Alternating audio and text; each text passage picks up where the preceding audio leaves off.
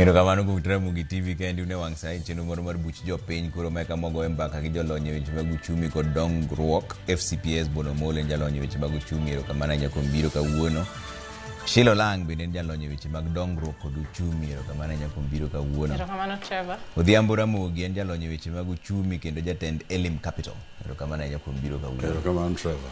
Esbon wachaka ne kodi e wachni nitiere ywaruok ni paro mar chik mar omenda mar higa mar 2026 nyaka 2027 en chik ma ok omedo usuru lakini orido kamigole usuru. En chik maber koso ok en? Erokamano ahinya Trevor, amoso jikwara Mogajwang' kamoro amora ma gintie. King'iyo pend chik mar finance bill ni thothne ok omedo ushuru, mak mana ni otemo manyo kuonde ma kamoro nitiere ng'ikruok ma jogo ma ok chulo ushuru e makare tiyogo mondo mi gibed ni ok ginyal chulo ushuru ma owinjore. Koro chalo ka gima sirkal rido pend chik motenore gi kuonde ma giparo ni nitiere ng'ikruok. So kada dwa wacho ni ok omedo ushuru nikech nitiere ushuru ma sirkal geto mondo mi oyudi ahinya kotenore gik machalo kaka jogo man gi ute ma ji nyalo dake ma ok jothurwa ka, koro medne gi ushuru gini nyalo kwan margi omedore. To nitiere bende ariyo adek moko ma inyalo kwano king'iyo pend chigi ma inyalo wacho no medore but gitin. Thothne en mana temo rido gima gi dho ngere iluongo ni tax administration. So ere kaka inyal rid kuonde moko ma gik moko dekogo ka en neno ni report kata chiwo report mar omenda miyudo higa to be ni ka chopo giko dwe mar achiel tisechiwo report mondo mi sirkal obed kata KRA obed gi thuolo ma kare machon mar temo yudo ni to dibed ni kanye manitiere ng'ikruok mondo mi kimiluongo ni tax administration gi dho ngere obed mayot. So aparo ni kanye kuma thoth weche mang'eny wuoke mak mana ni miriambo bende odonje gi nikech kweth mag siasa mopogore opogore dayudo ka dhano muoch gi weche moko pende idwa lok chik ni sani koro weche mag mitumba okete ushuru moro to king'iyo to onge ushuru mantie. So nitiere paro moko kamoro noliek gi chien kacha to no gidonje pend chik mikelo gi koro jomoko to pod paro ni gintie. So aparo ni nitiere weche ma bende bare ka gi kacha. Naneno kata ka jalup jata bunge man Opondo Kaluma penjo mbunge moro ni to nyisiemna kuma pend chik mar mtumba ni nitie ni wawacho mbaka gino nitie to kama nitie to ok nyalo siem ni en kanye. Omiyo anyalo wacho ni thothne finance bill ni otem fuone e sa machon but nitiere kuonde moko ma bende olok chik machalo kaka weche mag simu. Kane kikelo simu gikolore gi chik masani inyalo chulo taxes makoriw kata ushuru makoriw to nyalo chopo kata 50% gi mar bech simu. To sani ne gilieko ni mondo ogol mag okel excise duty achiel mar 25% kato olal chike moko tetete motenore gi weche simu gi mak mana ni kaka idwa kawe kaka idwa time ok osefuon maber. Koro mano kelo kihondko kata iyudo ni koro bende ji chako wacho ni kamoro ok en chik makare. To bende nawacho chieng' mana ne studio ni ka ni nonro wacho ni 70% mag simbe ma itiyogo pacho ka gin ma ok ochulo ushuru kata siling achiel mana 30%. So mondo mi gitem gikel chik ni kata kodwok usuru miketo piny to ka ji te makelo simbe kata simbe duto madonjo pacho ka inyal neni gichulo ushuru to kamoro kata bed ni usuru odwok piny tidhi choke yo mayot mak mana ni kamoro ka jakel simu tachulo ushuru chuth an madil gi weche modong' sani kore ni gimi dhir ne ng'ama dhi tiyo gi simu. Koro kaka idhi kete tieni pod gi pacha nyaka bimi jopiny thuolo mondo wuoye pend chik mibitigo mondo mi gino bedi. Omiyo kata ka en chik mokel to ok onya chako immediately nono to weche motenore gi public participation kaka idwa time jopiny pod bro kelo. Okay, wabro donje funi moko ma gi pend chik no to winyani ni Sheila pend chik mar omenda ni ober koso rach. In kaka isene ki jumla. Koni ki jumla. Mano gima duoko tek nikech wadwa rito mondo wane kaka KRA dwa lawa. Aparo ni kaka wadwa osewacho kae. En chik ma aparo ni nitie koko manogore mane wadhi e ng'anyo 2024. Tinya neno ni chik ma gikelo sani en chik ma otemo winjo jopiny. Koro mano nyaka wagone gero kamano nikech nitie gik ma jopiny no ng'ur kawacho ni ok gidwa. Achiel kuom gi en gima wasewacho kae weche mag simu. Nikech ng'enywa jolony ne penjo ni weche mag simu kiwacho ni dwa medo omenda at point of activation kata sama chako tiyo gi simu. Ere yo kata ere mechanism mane mibo chako tiyo go gi mano. So ne nitie ng'ur mang'eny e wachno. Taneno kamano be gidhi gigolo giwacho ni oyo mano kwa nyaketo sani. So mano ber ng'eni kiwinjo jopiny to mano gima ber. Anyalo wacho ni be gima ber kendo motimore sani en ni mondo gikonye weche ma miriambo kata misinformation matimore weche mag omenda. Neno ka higa ni gitemo kabisa mondo gin giwuon gichiw weche ne jopiny mondo ng'ato kik bito mi misinformation. So mano kanyo be ber. An gima nya wacho ni kijumla nang'iyo gimoro ma ilongo ni midterm revenue strategy kata MTRS mane onego bed ni en gima ne wachako ng'iyo ni weche chike mag omenda wadwa dhigo nade kanwa ng'iyo weche kaka wanyachopo vision 2030. Kae ne nitie kar ariyo. Ne nitie mokwongo e weche mag omenda kata administrative kato nitie weche mag policy. Mano onego bed ni itimo. So king'iyo finance bill ineno ni odonje matut ahinya e weche ni wanyalo medo yudo omenda nade. Gima nya wacho kende ni manyo kaka wayudo omenda to ok rach mano nitie. To ka wadwaro ni mondo ng'ur odog chien kuom jopiny nyaka wabe wang'e ni pesa ma wadhi kawo ni itiyo kode nade nikech japiny to onge gi shida gi chulo usuru. To kidwa nyise sani ni KRA dwa biro cheko gimotime ode idwa chek law mirwako gi pesa miyudo mano sawa. To ka wachak wadhi wang'iyo ni pesa ni itiyo go nang'o to koro kanyo waneno ka onge ler kabisa. Koro nyaka wabed gi balance mondo watang' ne jopiny ni chulo ushuru ber. Ober nikech kineno to yedhe ni osiptal. Ober nikech kineno kaka sani sekta maduong' moyudo pesa kabisa en sekta mar somo. So kineno mano oket kanyo. Koro wakony jopiny ni wati gi pesa gi maber mondo jiwgi mondo gimed tiyo maber gimed chulo ushuru. Okay. Odhiambo ni nene nang'o? Ing'eni imiya microphone ka jolony wetena gi ose wacho gik mamit wacho. Gitieko nite. Dog matin to gitiekna. Mokwongo wacho ni the finance bill ber in whole kata ni orach in whole tek ga.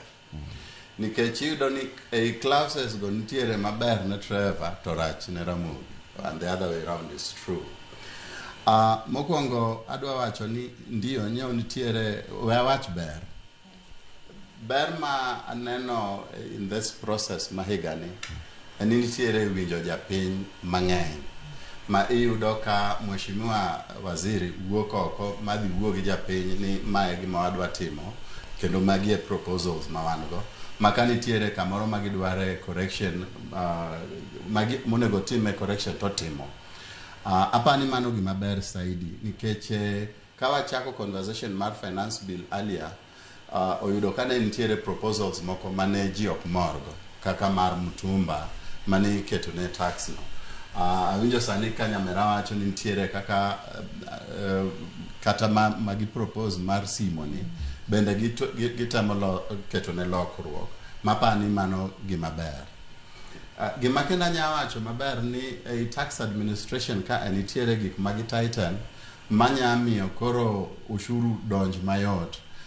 Kwa mfano 2% mar rent mochiwne jok ma ogedo piny Kenya ka atok gin jo Kenya.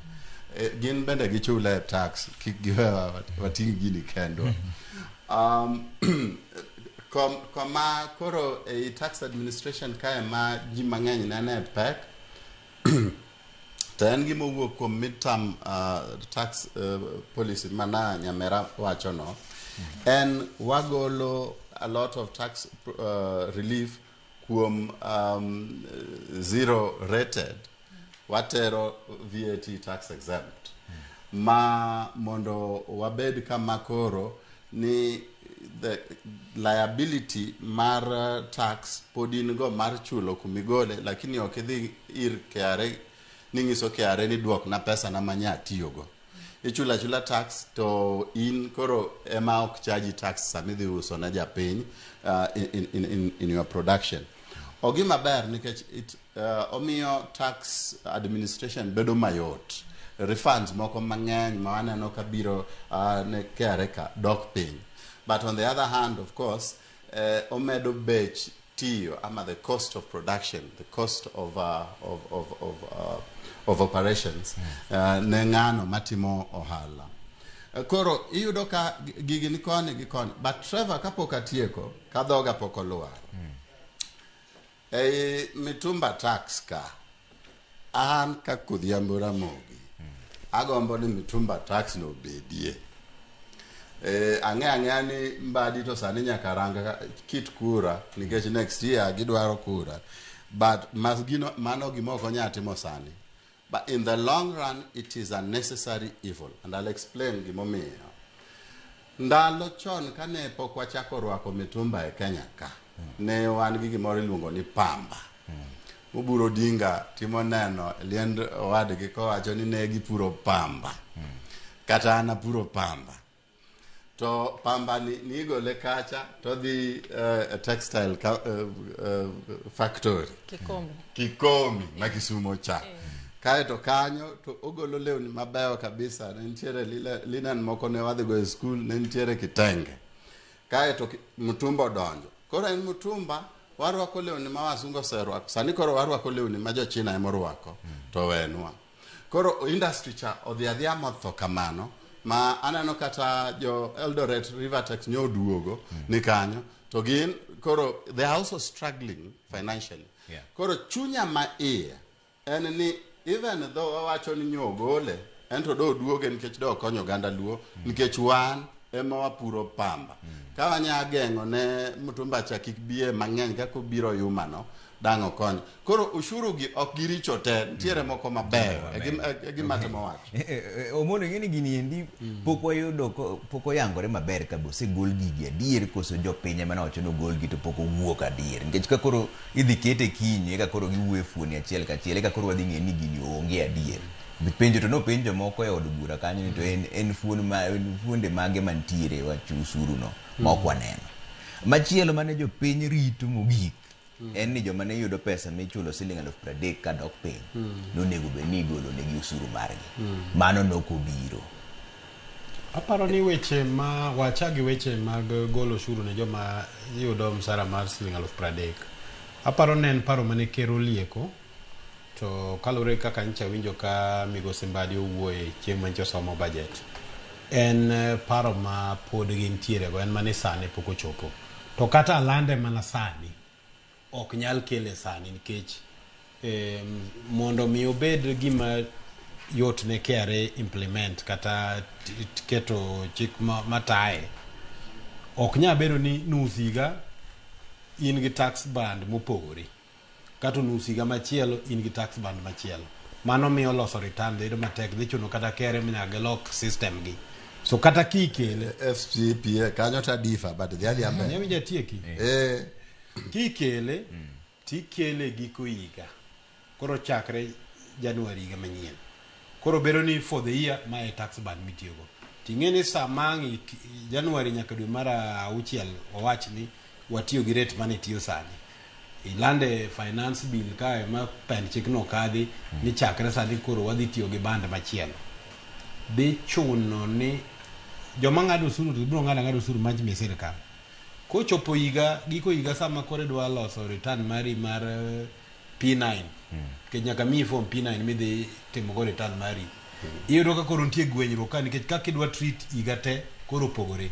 Rates dwa gwenyore kaendi maka moro dhi bedo tich matek ne KRA. Ang'eyo because aseneno ka diere moko ne gichandre gi wach loko rates kane wabedo gi lokruok e chike diere mane wan gi Covid cha.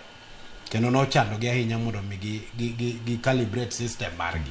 So seche moko chika inagi nyalo bedo ni gin kare to nikech already king'iyo pend chik mokel sani sirkal nigi fuok maduong' magidwa ni gijasi ma gimoro amora magibolo piny ni ogitim sani kiloko pen chik ni joma chamo siling 30 mondo mi koro oduok ne gushuru piny sirkal dhi wito pesa ma how billion 60 ma tiene kane wan gi fuok ma almost 1.2 trillion koro chako mede gi atamalo gi billion moko 50 gi wiye magi mapek ka en mana fuok madhi medore ni lakini ok weche ariyo kwano to kete mate man nikech kwano to itimo gi jumla nikech onge kere ok oketo kuomi tago ni nyaka imiya mana billion 1 kata billion 2 gigo mana kwano kaluwore gi pesa mane iyudo gi pacha chopo kama koro kiyud 30 ok ng'adi usuru to kwano pod donja no kwano no dhi bedo matek no ng'ade to yot kaka ng'ade usuru kolok ni dweni oloke to yot to ka koro gi kama koro ang'e ichako loso weche mag returns gwenyruok dhi bedo kendo odhi bedo gi gimiluongo ni tax administration challenges to mane gima bende king'iyo pend chike mane okele finance bill gitemo ni giket weche mag tax administration kata compliance obed mayot koro miyo chike gi beber ka gin chike mabet oriere but kipenja an daher ni kata bed mano bedo Januari higa manyien lande sani be onge richo manyalo kelo mondo mi weg ohala bende ong'e ni kochopo kinde ma kama to madhi biro but gima duong' ma adwa wacho weche pen chike gi en ni gima duong' ma sirkal onego okawe thuolo nikech kata kiduoko msara usuru mikawo kuom dhano machamo siling 30 gima bro timore ni thoth ji machamo msara matin gi gikia keno gi kungo so thoth pesa magidhi yudo kendo chako duogo na sirkal ka gidhi ng'iepo ko ka gi kacha ok en pesa madhi gine koro pod sirkal pod ok yudo mana usuru more wiye so en kwan ma pod inyal go ma konjo piny mani piny mondo mi gimbe giyud fuong'ruok nikech gimomiyo gihinyore ahinya kopogore gi bedo ni ngimo bedo matek nwakelo lokruok moro ko higni moko 2-3 mokalo motenore gi weche mag SHA motenore gi weche mag NSSF motenore gi weche mag affordable housing ma noduoko yuto kata nweng'o mar japiny samang'o duok ushuru ne piny to giyudo gine yweyo moro matin omiyo ka duoke yo makare en pen chik mano wuon ahero mak mana ni kamoro kipenjo jakere kata ipenjo jo sirkal luko ni kamoro ginyapo ne tipo njugu moro ni gini wanyalo kele to gikone kacha to odhi chandowa e weche mag system Shila iwacho ni KRA nyalo dhi lawo ang'o mineno ka gima dhi kelo lepo mar KRA ka lepo ni moko wacho ni mana gidhi mana keto nyong'ong e pesa miyudo to ki declare tax ni maber to ng'ama lawi onge wadagi no gima temo wacho ni ingeni gini nyaka wang'e kijumla ok wanyang'e ni watemo manyo tax ang'o momiyo wamanyo tax ni nikech fuok nitie fuok wan go 1.1 trillion sama wawuoye kani to kata kaka wawach ni in gi odi miran ga odi an gi msacha mayudo 10,000 ka yudo ni msacha ni 10,000 ok rom budgeta mar the whole month donge to ni budgeta mar the whole month aneno ka chopo ga 10,000 kama koro an gi fuok mar 3,000 anyalo timo gik moko ariyo anyalo tani ng'e gima watim koro waduoka ne gini chien kik wacham gweno week ka week mondo wadhi warome budget wa 10,000 cha kata wanyato ni oyo ok wadhi waman tije moko kata wala moko mondo mednwa pesa mondo wachope 10,000 ma wawacho cha mago gin options ma wanyalo bedo ni watiyogo kar mondo wang'e fuok ni en gima ochuno wan gi waziri no wacha record ko wacho ni oyo aseduoko chien aseng'ado kaka nyalo ok anyal chaka duoke chien kendo sawa meaning ni mano option 1 wagolo option 2 na wacho nang'o wang'e kaka wanyalo medo production kata wanyalo medo tich mondo ji omed tiyo mondo wameda ne ushuru Trevor kawuono en mana tamala pani 30 kende mar joma chulo ushuru nikech ichulo gi salary margi nikech gin go ng'eny jo Kenya matiyo ok gin e formal tax system gin informal meaning ni ng'eny gi wan kaka joma mine wan e chirni wauso gik moko watimo ang'o ginga ok nok wachulo ushuru wachulo ushuru mopogore to samoro neno ni nitie ga focus mang'eny kata pek mang'eny formal sector ni ma ok ber gimoningo sirkal be otim ochaka ng'eni ni anyalo yudo pesa ni kanya kaseng'e maber no kanya duoko budget na chien pesa ni nya yude kanya to kiuchumi wacho ni focus on factors of production. En ang'o manyalo miyo mondo ohala omedre odongre Kenya ka? Kata en ang'o manyalo miyo ni ji mang'eny oyud tije kata gik ma gitimo mondo mi anyalo yudo ushuru chakoro mayot, nikech ibo yudo ka purchasing power kata yot mar ji nyiewo gik moko dhi malo. Mano kok yudo balance maber. To gimomiyo wach kere ni king'iyo tineno ka wan gi focus mang'eny on nawacho ni administratively owadwa osewacho ka ni mano ber nikech ne nitie some clarifications kuma tindo ma technical mantie mabo medwa ushuru. However be gima nyaka koro bende gi focus on matin ni ere kaka wanyalo medo donge wamedo mondo pesa odhi mondo pesa o circulate.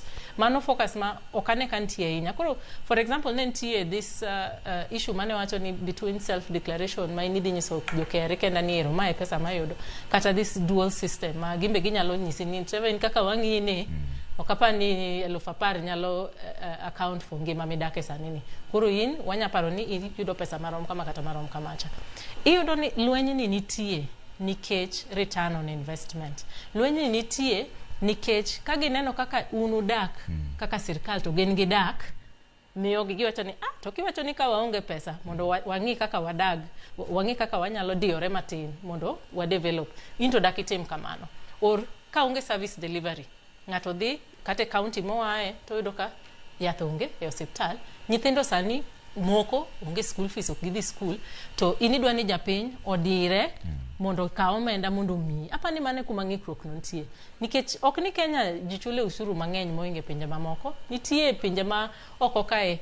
Trevor natiyo Denmark, nachulo ushuru atamalo 47 mar nus mar sara nana ka otamiyo ni ka ushuru to nok chuna nikech kang'iyo to ayudo hospital yath nitie ka dhi school to ka chul nyathino ok chul ka dhi school koro miya yot awacho ni ka ura ka nitie weche moko dhi yo makare Shila mano kunyiso ni koro yie ni panjo ne KRA panjo ne KRA to panjo ne KRA chiko ko yie ka ginyalo ng'i kama to gingone Shila ni nigi tije modhi 4 to o declare mana achiel kende pesa madonje account ni mar 4 ni eno akanye mano to gipenji ni Shila mato ni wacho ni to pesa moa Denmark milion waneno ka milion machielo donje account ni ka igole kanye mano to krach apani nikech wapenyo ni ng'urno akanye ang'o momiyo ji mang'eny wacho ni no okwadwa yie mano so atemo mana mi explanation gimomiyo ineno ka jopiny nigi luor moro ni ang'o momiyo idwa ng'iyo gik matimo ineno luoro mar jopiny nitie lakini KRA to ni kare mar mondo mi gidwa ng'iyo Kenya KRA ni kare mano tiji kendo mano chik mar Kenya wadak e piny manigi so jopiny lakini awacho ni gero badhore lakini ng'eni mae gima nyaka with the people nyaka imbi wuo kod gima ber so nyaka nyis with the people ni ng'eni kata waziri odhi ochune mano dhi e bunge la wananchi kuwuoyo gi with the people nikech kok inyiso with the people ni anan gi chik chik no mane wang'anyo mae to wadhi go parliament koro ng'eni nyaka iwuo kod gima ber wach ni oyo gini mato chik nyaka wadhi nyaka watito ushuru nyaka wachul ushuru en gima nyaka uchul to sama wachulo no yie mondo tang'wa return on investment odhiambo ni wacho ni ok yie gi wach mar FCPA ko wacho ni kwano no nyalo dhi bagu KRA ka gimiyo ji gigolo ne ji usuru joma chulo joma chama I hope ni an bende bo mi atay maber kaka miyo jo class magi joko nyango mokwongo FCPA is a senior accountant to konego wuond jopiny ang'eni chunya ni sirikand ni wuora to ber lakini wachnegi adiera makende ka higa oromo ni watimo tax returns wan gi gimiluongo ni P9 form ka in ng'ama ondiki P9 form cha emikaw en gi list mar taxes onge percentage en ma gi list mar amounts ma tax mong'adi to amounts go emikaw tikete ginene mar KRA kacha koro gik miwacho ni kwan ok biromo go awuoro ni kwan man mokwongo mar ariyo onge finance bill moro mibolandi kowe mana nyaka higa manyien dwe mar 6 kakoro obedo discussed ibo chak lande dwe mar 4 but discussion en dwe mar 6 tiene ni mae en makiwat idwa wuondo japiny ni japiny ka ginene tok nyati mesani ordinarily kati idwa mana ni mondo time bang'e tinya kete sani to wacho ni effective from this date tiende ni inyakete ni obedo effective from 1st of January 2027 but ene finance bill mar 2026-2027 okinya wuondo japiny ni koro gino ok nyaket kanyo kabisa ni nikech koro gino nyaka chaka January mane riaso. The other thing also maka kuonge ni jamana onge aonga magini rita maybe next year seche moko jatelo dwa kwayo go kura to FCPA wuondo jopiny.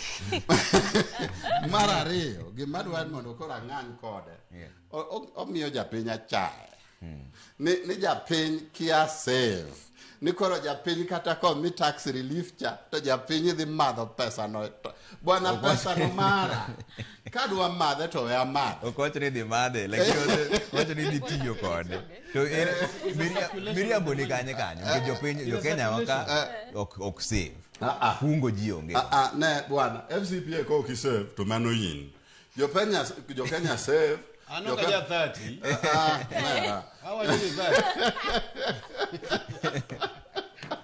jokenya save jokenya invest and gik moko miluongo ni merry go round gi jo 30 miwacho go koro kanyo ka gine gi relief nino ginya mede pesa gino merry go round gino gi save apani kikwa bed so arrogant to the extent nuangiso japiny ni koro ino kwa nyami tax relief ni nikech kwa mi go to koro ibo tiyo kode marach apani kanyo to we are out of order. Adwa tieko gi two conversations ma Nyamera mention ni one of them is the factors of production and I think I like ahero paro ma okelono nikech nitiere short term measures ma wanya wacho ni in the short run ginene samayot sani mae gima wanya timo mondo koro wakony wadin fuogcha but nitiere bende long term measures ni ahero irrigation scheme na neno koketna gi 5.6 billion macha nyalo loko economy mar ahero properly nikech shida ma wasebedo go kacha en ni wan gi factories mo all koro kata ochele magigolo ok en ochele maber ochele mitiyo go Kisumu en ochele mo Uganda koro yudo ka pesa cha kodhi kacha I think mano is a long term ginene mondo tich obed kacha mang'eny oshuru wuog kacha nikech kama tich nitie oshuru nitie nitiere fish production apani bende giketo pesa moko kanyo mag pia anakia pia I do not want to read it as it is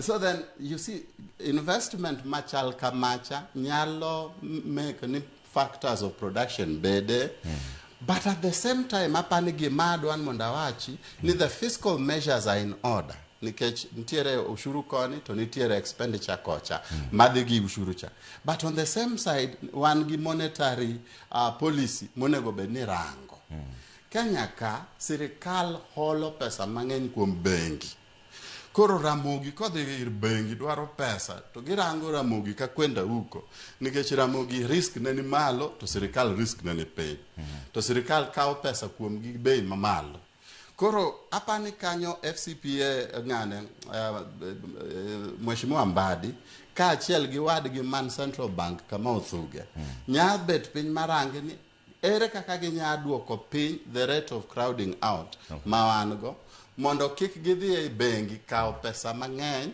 mamiyo koro japiny ok nya kao pesa apani it is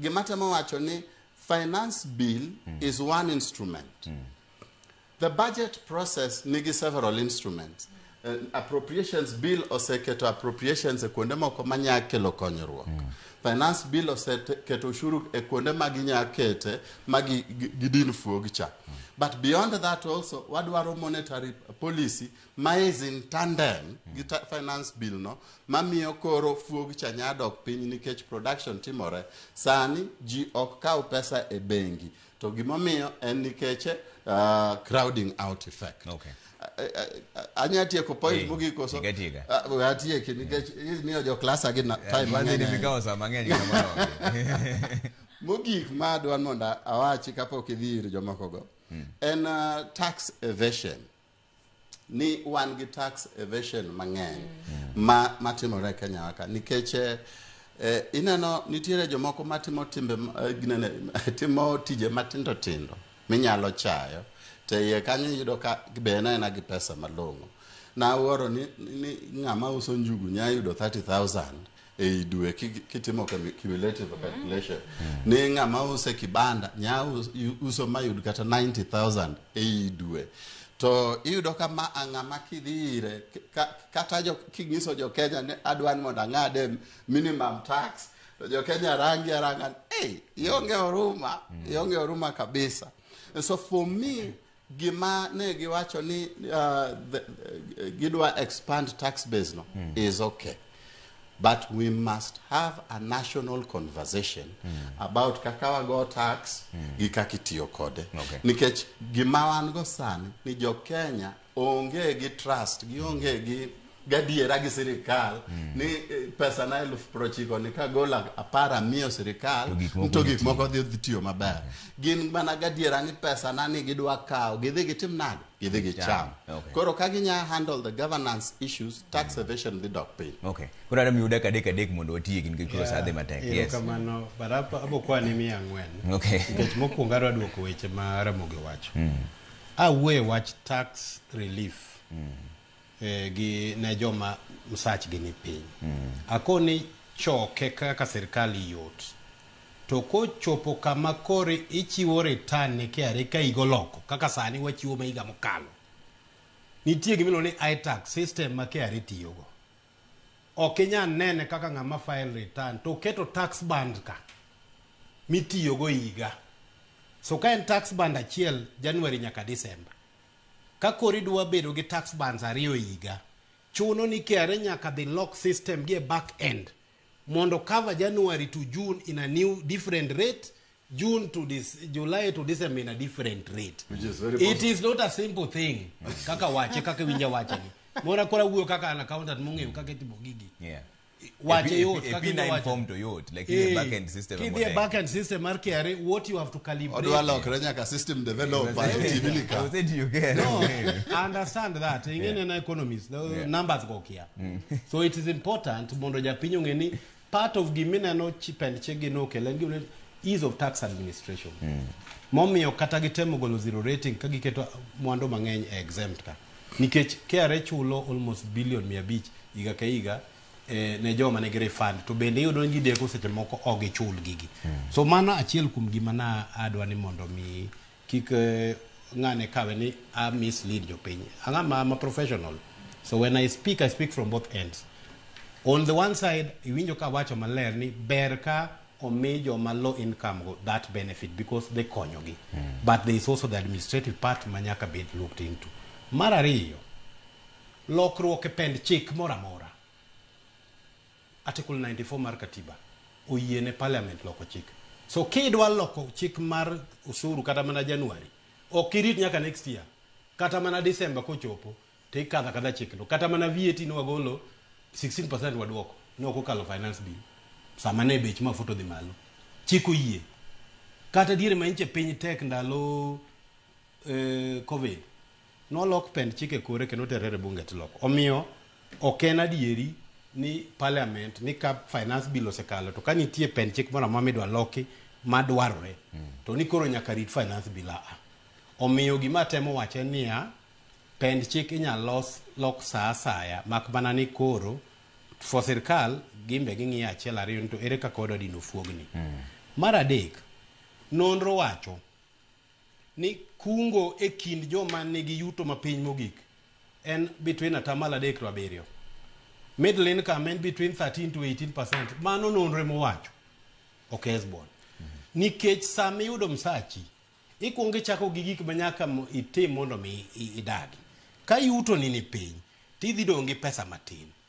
Gimo mi atemo wacho ni komija 30,000 relief. Todhi koni fuok mayudo ni, koro miya nyalo ng'iewo achiel ariyo adek. Tiende ni kaka serikal. Ochalo kao gowi ma serikal nigo mag johala. Tiko ni wachulo pending bills kata billion 500. Immediately michulo no atamalo 30 mar pesa no duogo na serikal kaka tax. Sami kao pesa michiwo relief ne japiny makoro pesa dongo mang'eny ofuko. Thoth pesa gi odhi tiyogo koloyogo dich ne kagi kacha. Sami loyo dich ne kagi kacha teni pesa luorore. Sama pesa luorore economy to ja serikal chako yudo pesa. Mano achiwo kaka ranyisi mar jiwo nego megi thuolo. Emo miakono negi chikiti gima wacho. Kech gima wacho chal. En mani winja taro. Wache ataro. Wache mana kaka wache. Mana kaka wache ne kaka wache. Koro gima temo jiwo kae Trevor manyaka wapara ahinya kaka jo Kenya. Ichao gwang' ticha gweno. Sirkal omi thuolo mar choko osuru kuom jopiny. Tiyo kode yo makare ema miyo jopiny bedo gi gombo ni mondo gichul usuru. Chien kacha ni winjo gimono ni kulipa ushuru ni kujitegemea. Ne slogan mane KRA tiyogo. Nikech ne waneno ka gima pes jopiny tiyo yo makare. Kamano timre to kata gima Shila wacho ni japiny oyie kata ke kao msache atamalo 47 kako usuru to ng'eni ok odhi chulo security, ok odhi chulo thieth, ok odhi chulo weche mag sikul. Gima timore ni japiny jamibadhi serikal bok tigi pesa marach. Koro gin ji ariyo ome wacho ni ichao gwang' tichao gweno. Kidhi Isilika kawuono chiro ma Isilino onge ng'ama chulo usuru kata kadwa ng'iepo giko ni gol pesa kata chul ka. Kidhi kata town na CBD Nairobi ka ja ohala nyisi ni M-Pesa nitie ka gol pesa imila ka. So gima KRA onego tim kata idhi mane petrol station idhi olo mafuta gachi kwaya ne iti receipt mondo miye petrol station gibiro badhore ni machine okethore. So achiel kuom gima daher mondo KRA otim kopogore gi ma koro giluwo mang'eny gi en giteme ma giwuoye gi jopiny mondo mi kata mana kuonde mwadhi chieme gi kidhi chiemo to obede ni komiya receipt ten receipt man gi iti atia ni serikal menyo yuto wa waduto mondo mi gik monego bende serikal choko kaka VAT owe bedo matin mamiyo jo Kenya ka wachoko mana tamala paga beach mag mwandu mwalose pacho ka te ka pinje mamoko mipimo man gi pek machal gi marwa choka tamalo 25 kane wanyalo choro kata osuru mwasolo ta tamalo 20 kende to fuok mwa wacho mar 1 trillion cha dikoro wadino. Okay, Sheila wacho mogik makoro wacho to gigi paro midwaro ka koro pend chikni dhi somo mogik. Ana nyalo mana siro mano nikech wane jo mosebedo ka wacho pile pile ni wang'e ni sirkal dwaro usuru. Mano wang'eyo. Lakini kitemo ni mondo idhi japiny ni ka usuru to onge trust. Gimabo result kanyama resistance. Mibodo ka jisani. In fact I think economic survey mar 25 otango ni sani transactions mitimo gi simu. Ineno ka ji osecha luor. Ji koro dwaro ni gitimo cash transactions. Yet penetration maro kata tiyo gi simbe gi simbe ma smartphones gi endelea dhi malo. Koro ng'eni ok donji ni transactions dok chien yet penetration mar simbe mag smartphones gi endelea dhi malo. Unyiso ni jopiny are breeding exactly gima no wacho. Ni sani jite wacho ni digola cash mondo miya, digola cash mondo miya. To mano gimarach. Mano gimarach. Koro anenya siro mana ni mondo otang' ne jopiny ber mar ka usuru. Piny ni ok nyal dhi mbele kok ka ushuru maber to bok ti kode maber. Mano mokwongo. Mar ariyo, wawuoyo ka ahinya gimoro achiel ma ok nwa mulo to dagombo na mul matin en wach mar gowi. Inwa kaka wach mar gowi ni ka gima en gimoro ma kawaida. Gowi ma wan go Kenya kae ok ne ochako gi sirkal ni ochako chakre chon. En malo. To gowi moro amora kineno Trevor kondik namba no kanyo ng'eni gowi no ochama future wa. Mano nyathi ma dosetere school wan wakete gowi. Ang'o ma dosigwa kete gowi. Koro gimoningo be wang'i maber kaka jo Kenya ni wabed piny, wabed gi sober conversation ni en ang'o ma wanyalo timo e weche mag gowi mondo waduok wach mar gowi chien. To kaloro mogik, anya wacho ni ajiwo oganda wa bende ni sani wan gi technology. Gimoro ng'ato kik bi to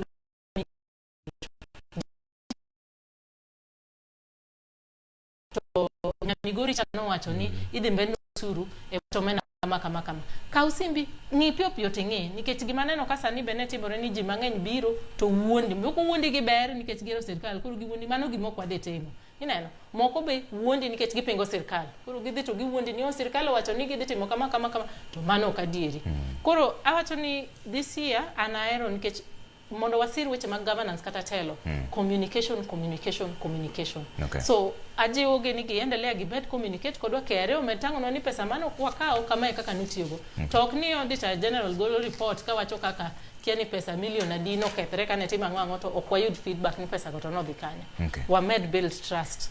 Aye. Odhiambo. Wachiri. Mokwongo awacho ni just to clarify gima bwana ninawacho accounting kanyo hapa ni FCPA, you are trying to be an accountant and a software developer at the same time. Gino nigi super admin. Yeah.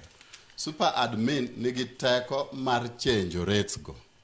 Emomiyo kata ka KRA wacho ni koro wachange in June and what is describing is a problem ma wan economist wan go nikech wan asomo gik magikelo to warango watimo comparison analysis to yudo ka financial year in July to June to koni KRA accounting ginene and January to December ma even most organizations team analysis January to December mabe wasega propose ne waziri ni can the East African community winja gini obed January to December nikech it's making very difficult decisions or analysis nikoni ingi nus higa koni ingi higa mangima.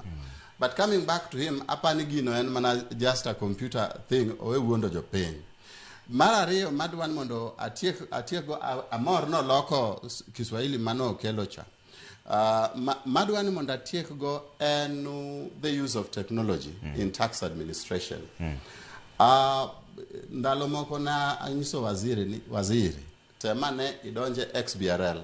XBRL and a reporting language ma allow ni kisetieko handi tok ni print gi chatitere CMA amit print gi chatitere ne BRS nyaluo kama inyatime reporting no in a way ma inineno to computer bende winjo koro wan economists ka biro timo analysis to atimo analysis mayom jogi bende nyatimo accounting gi mayom to gino pogi implement hapa ni the banking sector maneno ka gisechako implement gino biro konyo tax evasion mondo dog piny seriously. Okay. Africa ka ajomose tiyo koden manajo South Africa. Okay. Maybe point of correction, KRA financial year ends on 30th June.